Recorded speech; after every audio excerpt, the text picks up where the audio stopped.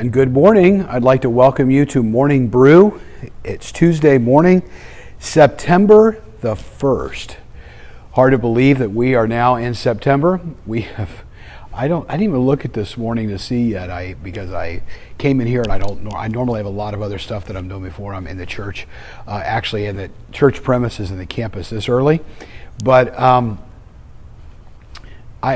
want to say it's 170 plus days since we have had this pandemic declared, or national emergency, at least in the United States. And so I'm glad to be here with you this morning.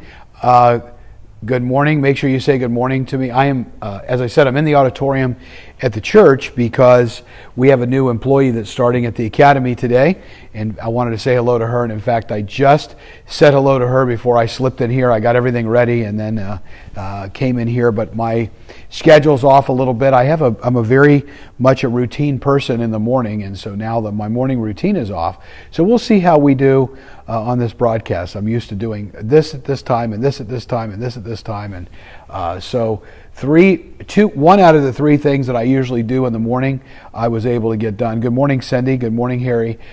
So we're glad that you are with us this morning. We'll give it a second for people to get started. If anybody has, good morning, Robin. If anybody has a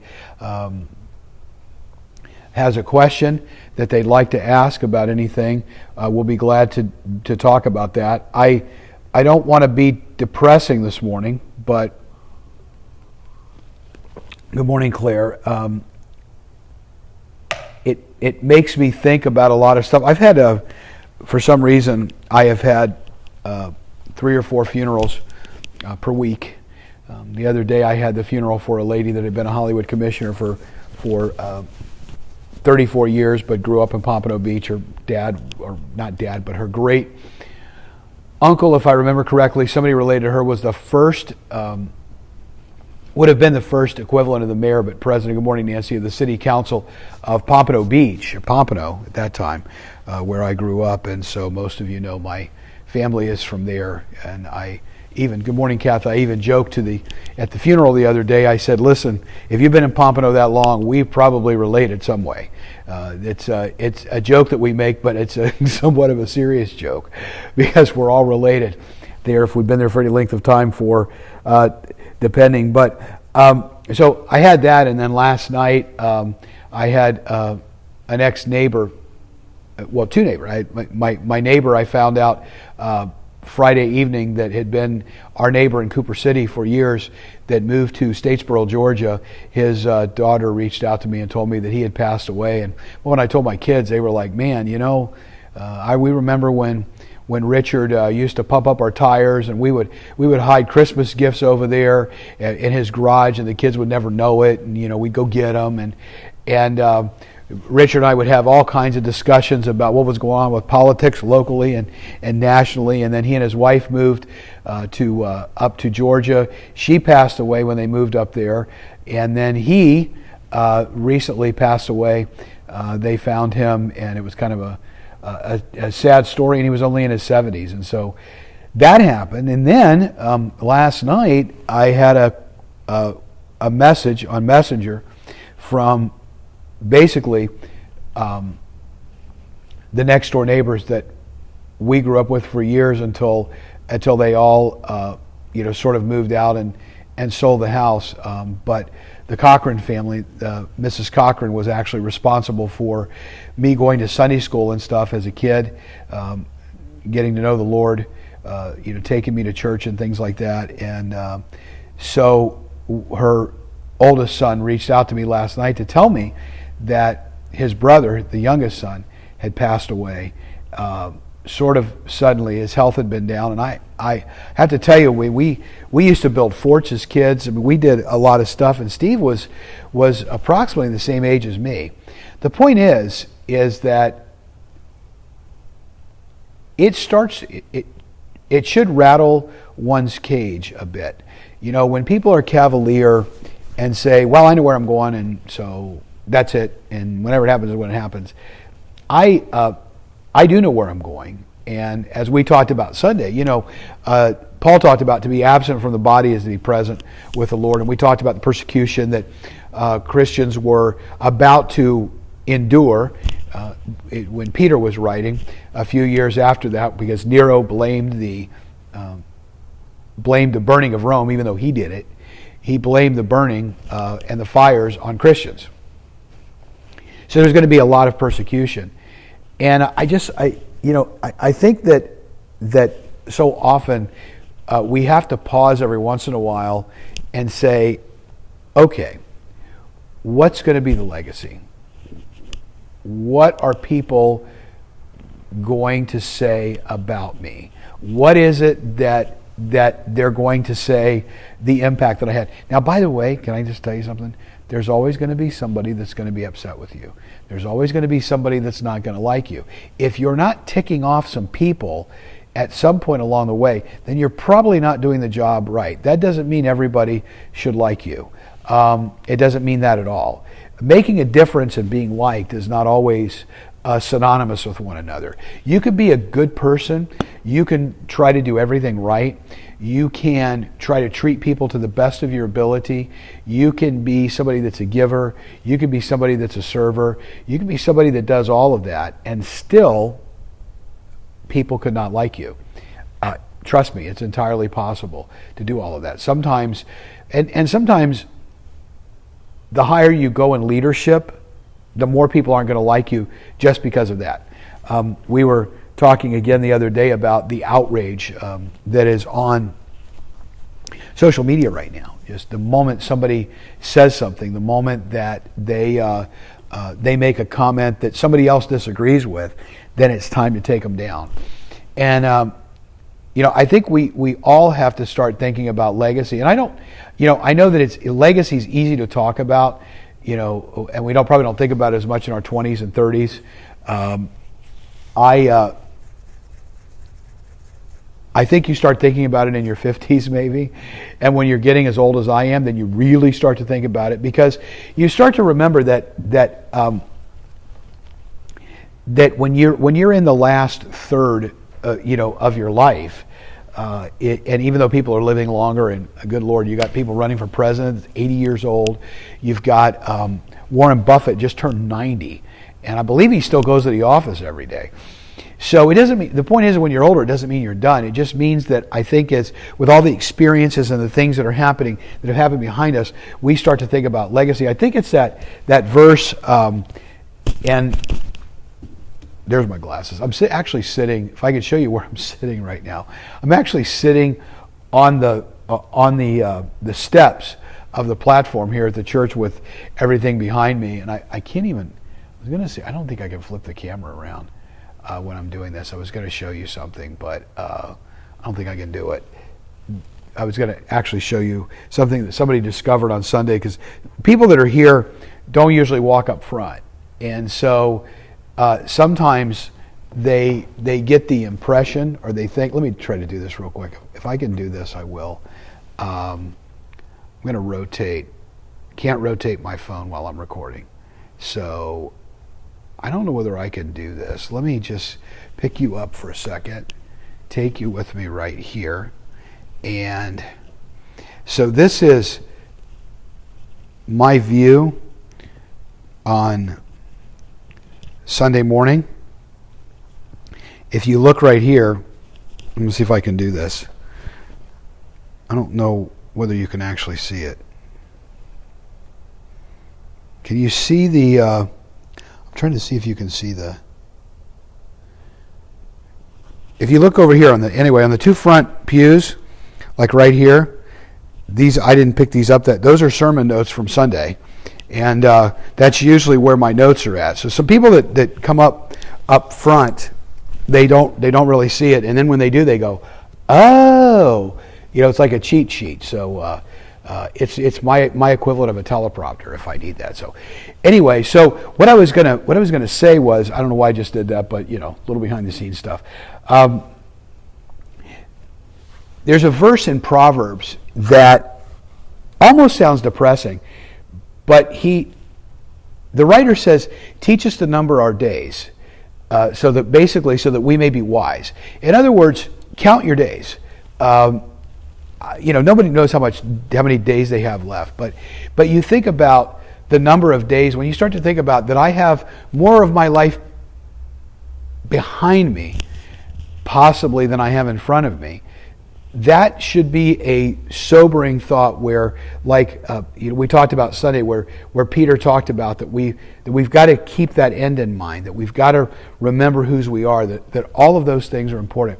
I also think that there's a passage, again, that's a little strange, and I don't want to be too depressing this morning, but let me just get to the Bible app real quick. It's found in Ecclesiastes. If you've never read Ecclesiastes, a lot of people try to stay away sometimes from things that they necessarily may look at that and go, gee, I don't really understand Ecclesiastes. But Ecclesiastes, the Hebrew name for it is Koheleth, and that's what you'll see in Hebrew. Ecclesiastes is actually a book of one of the wisdom books, and Solomon wrote Ecclesiastes, and his whole thing is to struggle with life here, and he constantly talks about life under the sun instead of life above the sun. Like, our life under the sun, what is it worth? And he talks about vanity, and he sounds like he's going through all of these things. But in chapter 7 of Ecclesiastes, listen to what he says. A good reputation is more valuable than costly perfume. Now, meanwhile, he had everything that you could possibly ever want. He had all the women that he wanted. He had all the drink that he wanted. He had all the money that he wanted, all the castles. And he says, and the day you die is better than the day you're born. Now, listen to this, and this is the New Living Translation. Some of you may not have ever heard this. Ecclesiastes 7:2. Solomon says, better to spend your time at funerals than at parties. Now, I don't know about you, but I will take the party over the funeral any day of the week, and 7 times on Sunday. Now, I know what he's saying, and actually, if somebody says to me, would you rather do a funeral or a wedding? I actually tell people I would rather do a funeral. Now, that sounds really kind of odd, and I don't mean it that I'm joyful in doing funerals, but it's because of the next thing that he says in here. He says, after all, everyone dies, so the living should take this to heart. And so what he's saying there is that funerals, these kinds of things, these moments, give us a sense of perspective. There was a quote that I shared this morning, and it was, let me see if I don't know whether I can pull it up on this phone, but it was by Seneca. Seneca, interestingly enough, was a Stoic philosopher who was, those of you who heard Sunday or that watched Sunday, we talked about Nero. Seneca was the tutor for Nero early on. And Seneca says this, the man who has anticipated the coming of troubles takes away their power when they arrive. It's pretty good. It's not necessarily something that's from the Bible, but anticipating the challenges, knowing that one day we're going to check out of this life, and the question is, what am I doing today? Jerry Falwell, not that one, the father, the other one, used to say that we talk about the return of Christ, and he says, we have to live like Christ is coming back today, but work and plan like he's not coming back for 1,000 years. And I would shift that around and say it like this. We have to work and plan like we are going to live for 1,000 years. But we have to live like today's our last. If you had today to do over again, starting out, and that's sometimes a question I ask myself in the morning. At the end of the day, if I had it to do over again, what do I want to say that I did? Was it going to spend more time at the office? By the way, I've had the privilege and honor of being at so many bedsides with so many people and spent so much time at funerals with folks. Nobody ever says, I wish I would have spent more time at the office. Nobody ever says, I wish I would have made more money. It's always about regrets and relationships. I wish I would have spent more time here. I wish I would have made this right. I wish I would have done this differently. And there's incredible clarity for people. My own father, when I did this funeral last week, my own father died. he literally gave me his funeral sermon and talked about forgiveness and talked about faith and family. Those are some big things. And you think about the importance of all of those things. And so the question becomes, what's our legacy? Now, legacy doesn't have to be something where you're a well-known author or a well-known speaker or president of the United States or anything like that. But your own little corner of the world, what kind of difference are you making? How are you impacting people for the better? There's a motivational speaker. Well, he's not a motivational speaker. He's an entrepreneur, and he's a little edgy, and I'm not going to mention his name right now. I can give him credit later because I don't want you to go watch him because he should be bleeped out a lot. But I heard him say something one time that legacy is more important than currency. And I thought, man, the broken clock is right twice a day. He's right. The legacy, who we are, who we loved, the people we impacted, the character that we were, that's the stuff that matters in the end. It's not the currency. There are so many people, and listen, by the way, I'm not bad-mouthing wealth at all. There's nothing wrong with it. I get so tired of hearing Christians make excuses and say, well, it's when you have money, you have more problems. And I'm like, okay, no, you have problems anyway, because we live in a fallen world. We live in a world where there's evil. We live in a world where there's bad stuff that happens, and there's misquoted scripture passages all the time when it comes to wealth. There's nothing wrong with having it, and I'm not downplaying it, but I think the people that have also had it will tell you, yeah, you know what? It's not the most important thing. What's the most important thing is, what did you do with it? What do you do with what you're given? Let's put it like that. If God blesses you financially, how are you using that to impact the world? If God blesses you with a specific talent, a specific ability that you have, how are you using it to make a difference in the world? We've been given all of these different opportunities, and people are blessed in so many different ways. Question is, what are we doing with it? What kind of legacy are we going to leave behind? And I think that's a good question today. Legacy. If we just put that word up, what kind of legacy are we going to leave behind? Are people going to say, yeah, if Jesus were to be here today, I'd look at them and they did their best to kind of be like him, That's a really big person to live up to. But that should be who we're striving to be like, is to be like him every single day. Listen, can I tell you something? You're not going to get it right. Right now, some of you may be feeling guilty, going, I really haven't thought about that. You know what? That's the point. Is that every single day we got to wake up, we got a new chance to live, we got a new chance to grow, we got a new chance to impact. And today, it's only 8:20 a.m., which means we have the rest of the day to make a difference right where we're at. You don't have to go far. That's the thing. If we think somebody that has a TV program or radio show or church or has a big audience can make a big impact. Sometimes the people that are making the biggest impact are the gas station person that you come in contact with, the barber that cuts your hair, the person that is doing the landscaping, the clerk that you come in contact with at the store. The people who you come in contact with every single day. And you know why I know that? Because you're also one of those people. You can give somebody a smile, give somebody a kind word, take your shopping cart back. I'm sorry. That's what always bothers me, is put the shopping cart back where you found it. Now obviously if you've got health problems or something, but it can be simply the little things. The people that we come in contact with every day, there's so much outrage and things that are going on that people need that. Oh, that's cool. I'll be happy when people keep me in their prayers after I'm gone. And you know what, Kathy, I think that's important. By the way, you just said something that was quite interesting. There was a lady, good morning, Jimmy. There was a lady that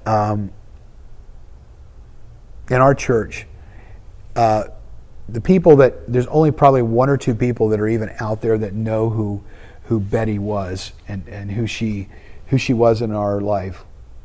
Oh, shopping carts, that's great, Daryl. So when I first came to the church, the first time around in the 90s, there was a lady here, her name was Betty Stubbe. Little lady, the way that they described my grandmother Sands, she probably looked like that. Betty was short little lady, probably didn't weigh over 90 pounds. And they told me her story when I got here, that her husband had been in advanced stages of Alzheimer's and Parkinson's, and already when I got here in 91, he had already been ill for a little while. He was bedridden. She was taking care of him. The guy never had a bed sore. I watched Betty day in and day out take care of her husband Ed while I was here for quite a few years. Betty had the best perspective on life. This lady was probably in her late 70s at the time, and she toilet papered my car. She toilet papered my office. We would play tricks on one another. But there was something that she said to me. She used to say to me, and she's the only one here that called me Bobby. Like, nobody in my family, even there's a few people that are out there, and some of you are out there right now watching that still call me Bobby, but most people don't, in this kind of a setting. But she was the one person at the church that called me Bobby, and she did it till the day she died. And she used to tell me, I pray for you every single day. And I felt that. It was such a sad day. She couldn't go far because of Ed. But this lady had a great impact. She also used to deliver, years ago when we could get by with this, we used to deliver apple pies that we would get from Costco. So people that would be first-time visitors and would give you the address, it was okay to go by people's houses, we would take an apple pie to them. And so she was the person that did that. Those little things matter. And every once in a while when at Forest Lawn South, I'll go by her. She's in the mausoleum over there. And I had to bury Ed, and I had to do Betty's funeral. But we have ladies in our church right now. There's a few that have told me they pray for my son every single day when he was seeking to get a job. Those prayers matter. And this is what I try to tell folks. When you think that you can't do anything, if you say, well, I'm retired or I'm bedridden or I can't leave the house, you can do the most powerful thing and that is pray for someone else. So don't sell yourself short.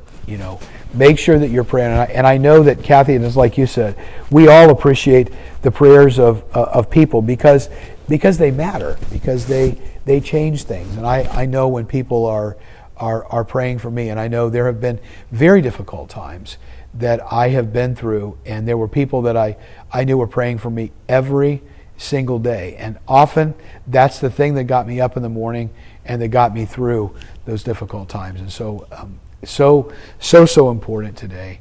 And but today, ask, what kind of legacy am I leaving? Listen, as I said, I've had, I've lost a couple of friends. I've had friends that have lost friends. I've had friends that have lost relatives, one after the other. Life is short. We're not guaranteed of tomorrow. So today, I think a good question is, right now, at 8:24, on September the 1st, 2020, the question that we have to ask ourselves is, how can I make a difference today? How can I help someone else with the gifts, talents, and abilities that I have? Just because you think you're older, you're not through.